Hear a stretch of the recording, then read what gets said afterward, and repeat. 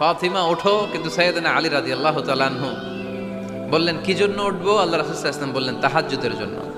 আলী রাদিয়াল্লাহু তাআলা আনহু একটু কৌশল করে বললেন, আমাদের রুহু তো আল্লাহর হাতে। রুহু কার হাতে? আল্লাহ যখন রুহু ফিরাই দিবে তখন ঠিকই উঠবো, পড়বো তাহাজ্জুদের নামাজ, পড়বো রুহুটা ফিরে আসুক, পড়বো। একটু কৌশল করলেন।